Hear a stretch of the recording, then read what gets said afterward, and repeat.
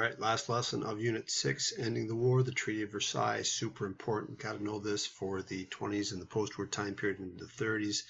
Philosophy and the components of Wilson's 14-point plan is important here. Identify what it's all about. Controversy around the Treaty of Versailles as well. Lots of political cartoons here. You're going to pick one of these political cartoons in the packet that's distributed to you at the end of the lesson here. Analyze the optic. Pick it apart, describe and write about this in particular, the controversy around the Treaty of Versailles and how that cartoon is reflective of the controversy of the Treaty of Versailles. Mr. Wilson is a progressive president, remember, and he is very optimistic in his mindset. And again, in groups, you're going to look at this particular cartoon or a particular cartoon with a partner. Do it with one partner, talk about the parts, follow the steps, pick it apart, write about it. I'll talk about some of them as we go here. Wilson's 14-point plan for peace is something he draws up and actually proposes to some of the key leaders in Germany to get them to help get them to sign the armistice and the end of the war. And Americans rejoice. No one works. There's parades everywhere. Wilson goes to Europe. He's the first president ever to get to Europe, and he has a goal: present this 14-point plan that he has inserted into the peace treaty that's going to be part of the end of the war with all the big four powers there, and change the world forever. A very progressive idea, set of ideas here in this 14 points. His reception, huge parades when he gets to Britain. He's basically, newspapers wrote literally that he was greeted as if Christ himself came back to earth, and thus his reaction initially was that I would be successful. This particular cartoon, you'll notice, has him leading the choir in the United States, a little bit bigger than others here for perhaps a particular reason, but in the back of everybody's pocket, we still see a symbol of force being part of their mindset, part of their repertoire, and that they all have their own little agenda, but he maybe doesn't necessarily see it. And he's also trying to lead the United States at the same time.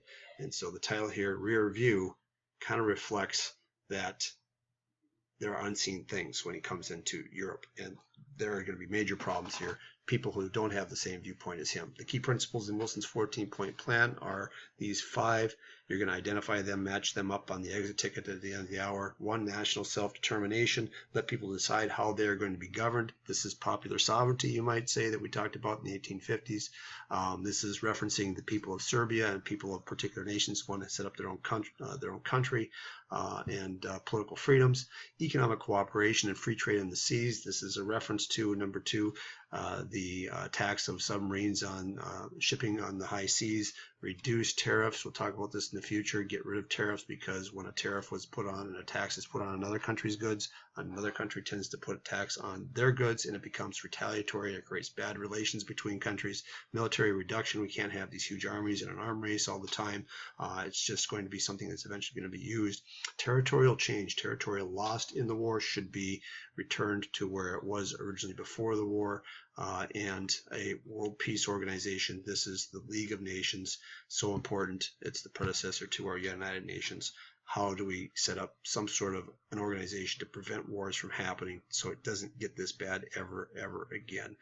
This is his big baby. This is his pet right here, the World Peace Organization. If he had to lose one thing, that would be the one thing that he wouldn't want to lose of all the other of the 14. That was his most important. So they meet at the Palace of Versailles in France. 27 nations gather. You see the big 4 here. You need to know them: Britain, Italy, France, and Woodrow Wilson of the United States.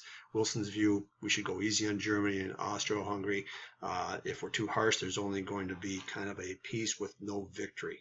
There's no change, no victorious change that's going to happen here. We'll have peace, but there's going to be angry people and people that are going to have some sort of a reason to want to go to war again.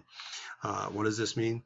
It's a prediction. It really essentially is. He really predicts that if we don't set up a peace that is true and that is treats everybody a little bit more on an equal level, and there isn't severe punishments, that there's going to be a war again. And he's going to be right, obviously. Wilson's plan is that he really didn't have a plan to establish democracy and promote democracy in Europe, which was part of the big pitch back home. when he walks into Europe, there were already secret agreements made, and when he walks into Versailles, there were already secret agreements made between the key leaders in terms of Britain and France. They both agreed to divide Germany's colonies up and take territory away. So obviously their reaction to his plan is going to be negative. This guy, the Prime Minister of Britain, David Lloyd George, his campaign slogan when he was running for Prime Minister was "Make them pay." And George Clemenceau, Prime Minister of France, said the only way we can secure a safe and secure France is to crush them. So definitely a mindset that's completely opposite. Meanwhile, again, while this is going on, the violence in Russia is still going on. The Allies and some of the European nations had forces there to try and support the forces of democracy. There was an attempt to set up establishment of democracy there, but the minority Reds versus the democratic whites who were supported by the United States. The United States actually had some forces there, military forces there to try to help them out. They eventually pull out. They did not necessarily include Russia in this treaty process because, of course, of what's going on there and the Bolshevik influence and the communist influence. And so this is going on in Russia. Russia is unstable, but by the time we get to 1920, 21, the communists and the Bolsheviks are going to take over. The Treaty of Versailles, important to know the points of this and how it affects the next 20 years and brings about World War II. The Treaty of Versailles says basically this: Germany's colonies are going to be given to France and Britain. Germany's and Austria-Hungary are going to shrink by 1/3. You're going to look at this when you do your map activity for home learning. There are going to be 4 new countries formed out of this, and there are going to be a large number of German-speaking people that are now under the leadership of other people from other countries, other ethnic people from other countries. And this is going to be a problem for Adolf Hitler and nationalists, extreme nationalists don't like this so much. Whose fault is it? In there's a specific clause, you want to put a big star by this, that Germany admitted to it's our fault for all of this disaster, all of these deaths, and we are at fault. We take full responsibility. And here again, we can see these are very punishing kind of things for Germany, Austria-Hungary. And here's Mr. Wilson. I don't know if you've heard of the phrase pipe dream, blowing bubbles. That's kind of what the League of Nations really was. Very idealistic individual, felt like he could really make a change. His moral foreign policy, his missionary foreign policy, very idealistic, but it didn't really pan out. Same kind of thing is going to happen here. Reparations, physical damages, war loans. Germany, Austria, Hungary are broke. They're forced to pay the damages and the war loans and the physical damages of all the allies in the post-war time period. This is going to cripple their economy, put them in severe suffering and economic despair for the common person in Germany, and it's going to bring about the opportunity for radicals to speak to them and say, we will fix it. This is Adolf Hitler, of course, and as well as the communists. The communists are going to be coming in to say the same thing, we'll fix it, but nobody likes the communists, and so that's going to kind of help bring about a great deal of discord and violence there. The German military, which is probably the biggest land army on the planet and most powerful at the time, reduced to virtually nothing. To be a service, to serve as a leader in, or to serve in the military was just part of life in Germany and many of these countries, but especially in Germany, if you were a military man, and everybody was because of conscription, you were somebody, you were a protector of the country. There's submarines went away, allowed to have very few ships. Basically, they're nothing in the world anymore. And so it's a very humiliating thing in a country where the military was very important, and people who are in numbers of millions no longer have any status in their country. They're humiliated after the war. And as I mentioned in a previous lesson, the war ended very quickly and very abruptly. The German government was telling the people that the war was being won, and then all of a sudden they were surrendering. One of the other important things here about the Treaty of Versailles is that this particular little place that you see here on the map is the Rhineland, the Rhine River. If you go to Disney World and you see that wonderful Cinderella castle, this river is just loaded with those kinds of castles, and it's actually Neuschwanstein Castle that is down along this river. It's modeled after up in Orlando, but in this particular area called the Rhineland, the Rhine River Valley, this is one of the most richest agricultural and industrial areas in all of Europe, and it's also the German cultural heartland in ancient history, and French military forces are placed there to act as a buffer zone, so that if those crazy Germans want to attack through Belgium again, they will go ahead and start attacking on their own land first and destroy their territory first. A lot of what happened in the Western Front and the destruction of the Western Front was in France. And so this was a way of taking away their economic capabilities. This might be a problem in paying back the war debts if they have an economic part of their country gone. It might be a problem also if there's a part of your, much of your territory is gone and you don't have as many people to help support the economy or resources to draw from to actually pay the loans. This is a bad thing. Opposition at home is going to be very strong. The League of Nations, the draft of the League of Nations is going to come back from Woodrow Wilson here. You can see WW on the little lunchbox or the briefcase, coming in on George Washington and his foreign policy ideals, you might say, and we're going to have Republicans very hostile to him. Mr. Wilson is a Democrat. And basically we've got Republicans, irreconcilables, and reservationists here as particular groups who are a problem. If you read the outline that in the details of the summary of the Treaty of Versailles in the outback, your outline notes, it's going to talk about that. Make sure you read that. It's going to be a good review for you here. But irreconcilables are going to be people, Republicans who in particular, these should be bullets. These are Republicans who have nothing that can be told to them that will make them want to support the Treaty of Versailles. Reservationists say, I have a problem with this part of the Treaty of Versailles, other parts maybe not so bad, and maybe some deal could be made with them. But there's a lot of opposition at home.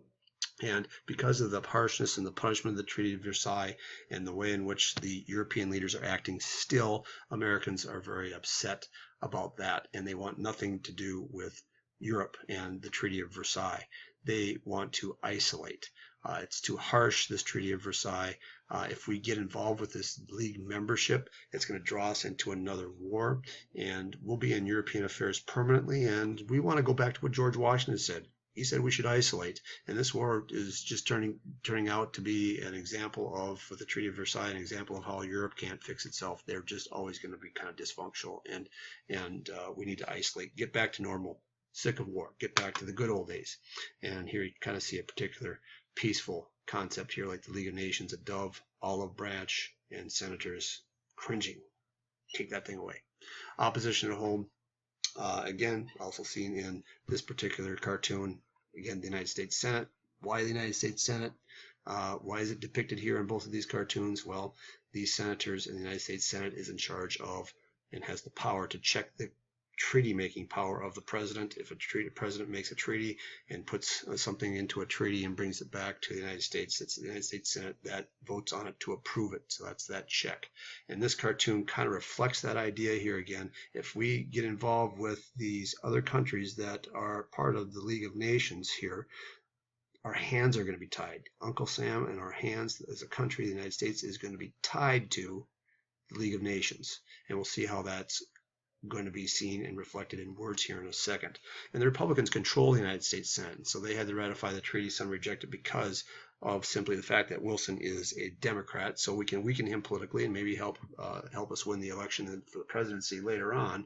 But this League of Nations was a very scary thing. It's very non-isolation. It's progressive, and the key enemy in the Senate for Mr. Wilson is a guy by the name of Henry Cabot Lodge, and he's really behind the driving force behind this. He's an irreconcilable, and he tried to actually change the treaty and presented his own amendments to the treaty, and he really said that this league membership is going to result in troops and ships ordered to any part of the world at any time, and we'll see that here now in the words of the treaty. The treaty and the article you need to know, circle this up here, article number 10. The members of the League undertake to respect and preserve as against external aggression the territorial integrity and existing political independence of all members of the League. All right. Members of the League undertake to respect and preserve against aggression the territorial integrity, security, and existing political independence of members of the League in case of any such aggression or in case of any threat or danger of such aggression, the Council shall advise upon the means by which this obligation shall be fulfilled. Obligation means you're required. The Council of the League will advise how the obligation shall be fulfilled. Who will they advise? They'll advise the other member countries. They'll advise the United States, well, here's how your obligation to protect Japan, Europe, other European nations, other foreign nations that are part of the League, England, you're going to have to do it. And so if you look over here on the right, the article of this article, number 10 of the League of Nations, obligated its members to defend other members if attacked. And many believe that this would actually require the United States military to become involved. And it would nullify or cancel out Congress's constitutional power to, if you can guess which one, appoint members of the cabinet, pass laws to build our military. That's it right there, declare war. It was a fear that Congress's power to declare war, which sometimes war and military force might have to be applied to secure and protect others, that would be taken away, and now it would be given to the League of Nations. This is not going to be good for our sovereignty. And you kind of see that this looks a little bit like that. And this being the alliance system we talked about before, that was part of the one of the causes of this war and how it exploded on the scene. Right, so you can kind of see the similarity where Americans saw the League of Nations as being just basically kind of another kind of alliance system, and wanted nothing to do with it. And so there's such resistance to this that President Wilson actually takes his ideas and his League of Nations pitch and campaign to the people. He travels the country, and his idea is that if I can't get these Republicans to do anything, then I'm going to take it to the people and get the people to believe in and see my side of things and get them to pressure those Republicans to pass that treaty. And so he goes on this great big train tour of the country, and it was exhausting. And it's one of the things that they attribute to his having a stroke on September 25th, 1919. He collapses. He was partially paralyzed before it because of it. And I was really physically too weak to fully defend the treaty. And it's with this big event here that the treaty is going to start to fall apart. If you pick this particular cartoon, you can see this individual here, Henry Cabot Lodge. This is who it is. It's referenced again if you read about it in the back of your outline notes here really quick. Bringing the peace treaty out of a committee, Senate committee, hearing on foreign relations, and back there you can kind of see what looks like an operating table and a sword or a knife, and the treaty got hacked up and hacked to pieces. The Lamb, subtitle here, the Lamb from the Slaughter. Right, so the peace treaty is not well received. Opposition to the treaty grows after Wilson's stroke, and he's not there to defend it. The Senate rejects the treaty, and because they rejected the treaty, they also reject the League of Nations because it was a part of it. Europeans set up the League of Nations without its sponsor nation as a part of it. The United States was kind of a symbolic member, but it wasn't a voting member, and the United States will sign a separate treaty with each of the other Central Powers, Germany, Austria-Hungary, on our own. And here again, we can see another cartoon that kind of reflects that idea here that the Senate says no to this treaty and this marriage of the League of Nations and the United States together here. And the concern is foreign entanglements, getting involved in foreign entanglements. Get back to what Washington said, isolate, forget that Europe part of the world because they're unfixable. So these are the ideas behind that. Another cartoon that shows here, the effectiveness of the the League of Nations is really going to be predicated on the United States involvement. It's going to be weak. It's going to be very ineffective. It essentially had very little and no power. There were no military forces involved with this at all. The United States was the keystone in here to make the whole bridge hold up and to make it work. And it is a gap that will allow for more aggression to happen in the 1920s and 1930s, especially the 1930s, especially starting in 1931. Its lasting effects, the Treaty of Versailles' lasting effects on the German people. They're going to be living in some of the poorest conditions imaginable. Their economy is in shambles. They're punished. This is going to be talked about again in the 1920s. This is actually going to create the conditions by which radicals, fascists, the Nazis, communists can start to vie for power and try to tear Germany apart, but the fascists are going to win, and we'll talk about why and how later. New countries are made. Sovereignty is created. As you do your map of Europe exercise and activity, it's going to create hostility between peoples, with these new borders. They're not going to be happy with it. They're going to fall apart. People are going to have a reason to go to war again. The United States is going to go back to isolationism, and because of it, it's not going to help support the League of Nations or the peace. We're just going to put blinders on and ignore what's going on out there, and the League of Nations here again is going to be very unable to prevent the rise of dictators in Europe and totalitarian regimes in Europe. Peace. Looking at the cartoon here, this could be one of them that you could do as well. Peace and future cannon fodder. Cannon fodder. Fodder, it means a couple things. Fodder would be your father in German, or food as well. So food for cannons, peace in the future cannon fodder. Where's the future? Oh, there's the future class. You can kind of see this as the class of 1940. All right, the graduating class of 1940. The World War II fighters, the people of World War II, the young generation of World War II, they were the children of these people of World War I. It's the peace that is set up by the generation of World War I. This looks like Woodrow Wilson, right? And these are the big four here that were at Versailles. And there's the Peace Treaty of Versailles at the bottom. All right, tiger. Curious, I seem to hear a child weeping, and that would be the class of 1940, the people that are going to be fighting World War II, and massive, even more massive loss of life because of it. So the treaty is bringing about a bad situation, bad conditions that are going to fester and foment into World War II. So pre-World War II, one Europe, make sure that you look at this. The map is online. Compare it to this and how Europe changes. It's super significant. Pay attention to it to complete the map activity. Identify those particular places that are different. The other thing that here is listed here are the new nations. Here you'll do it in your map. New nations are formed in terms of this lasting effects on the Treaty of Versailles. And we have really just a broken system here. It's just not going to work. There's going to be a lot of vulnerability, future aggression here for these territories that lose, countries that lose territory. One empire that falls apart, one of the ancient empires that falls apart in this is the Ottoman Empire that was part of the Central Powers.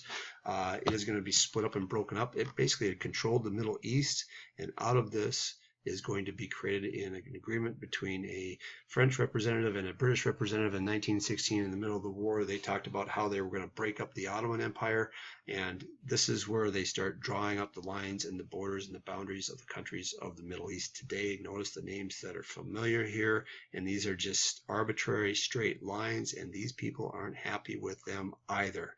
And this is an example of that European influence that is kind of not liked in this region. There's a long history of it. This is about the time here where oil is also going to become significantly important as well. So that is the Middle Eastern impact of it. It goes, the World War I's impact goes beyond just changing the map of Europe. It goes into the Middle East as well. And if you want to look at North Africa, you would see North Africa change as well. So do your map activity, and this is part of that map activity that'll be due next class. And go ahead and start attacking your OPTICC activity and the other things we have planned for you. Have a good day and happy holidays. Remember your online test for Unit 6. This is the last lesson for Unit 6. It is due on the date that is on the website. Check it out and get those things done and enjoy your break.